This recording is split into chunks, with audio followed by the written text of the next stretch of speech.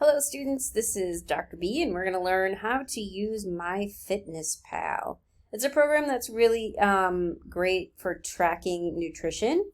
It doesn't have all the nutritional values, but it does have your macros, which is your proteins, protein, carbs, and fats, and total calories. So to use it, unfortunately, you do have to sign up and make an account.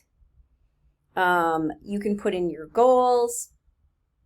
For this particular assignment, you may want to put in your client's goals and register kind of as your client, and put in what your client's activity levels are. Maybe your client wants to maintain weight. Maybe your client is very active. I never put in my real birthday for these apps. They don't need to know. Choose one of your friends' birthdays. You can put a gender or sex down here. You can put where you live. You can make up a zip code. I tend to do that for these sorts of apps. I don't want them knowing where I live. You can finish that. We'll just choose female. We'll make up a random day. That's not actually my real birthday. And we'll just say that is not my real zip code. I will make up a hypothetical person here.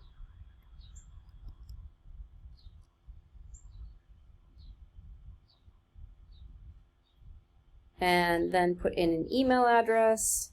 I'm not going to type in my email address. And then click continue.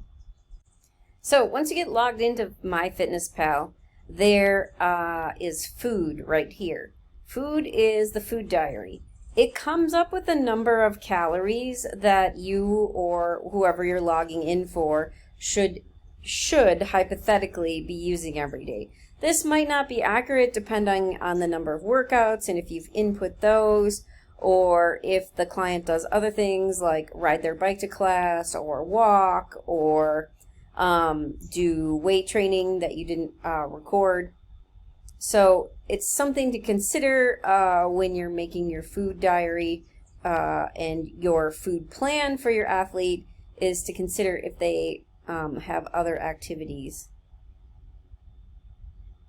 that contribute to their calorie balance. There'll be lots of ads that'll pop up like this. You can get an ad blocker, or you can just click on them and make them go away. So the way you log food is you click on breakfast and you log your food for breakfast. So like I logged this the other day just to practice. And I had some tea, I had some peanut butter, and I had a piece of bread. Now those kinds of things will stay in the menu once you put them in, because it thinks you're going to come back and do it again. Let's see, this morning I had a smoothie, so I had a banana,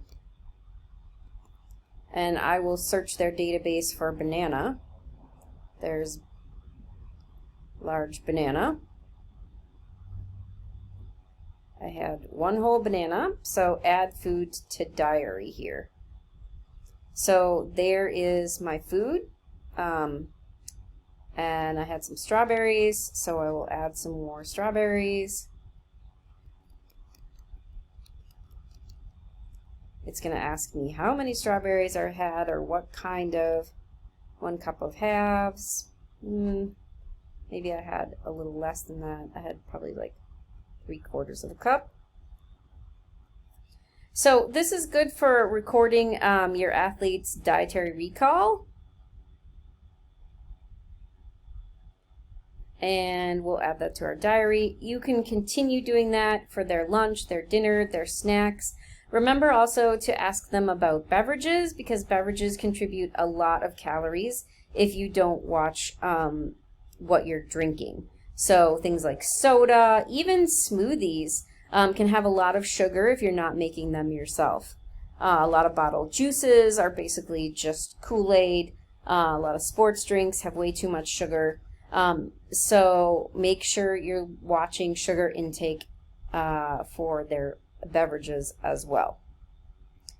You can erase what you put in here, and you can see we're starting to get daily totals down here for total number of calories, carbohydrates, which is important for distance athletes. You need a lot of energy to keep your endurance up. Fat, which keeps your has been vilified, but it's very important for satiety or staying full. Protein's very important for